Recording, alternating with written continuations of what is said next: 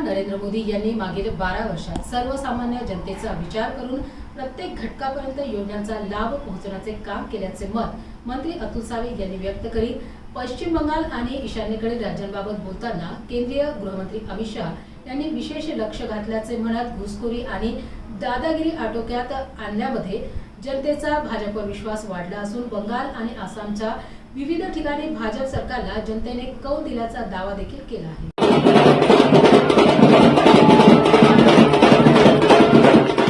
देशाचे पंतप्रधान आदरणीय नरेंद्र मोदीजींनी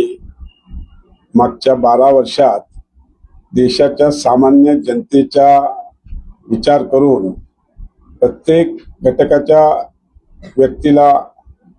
लाभ मिळावा या पद्धतीने काम केलेलं आहे आणि ज्या पद्धतीने देशाचा विकास मागच्या या 10-12 वर्षात झाला आहे, आज प्रत्येक माणूस हा आर्थिक दृष्टिकोनाने सबळ होतोय। महिला असो, युवक असो,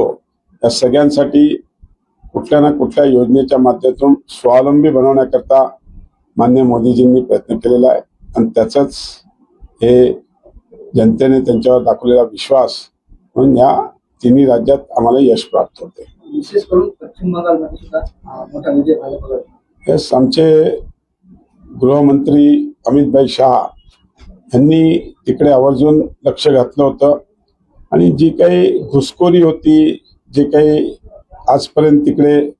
चालणारी दादागिरी जी म्हणतात ती आटोक्यात आणली आणि त्याच्यामुळे तिकडच्या जनतेला एक विश्वास बसला की नाही, मोदीजींच्या सरकारमध्ये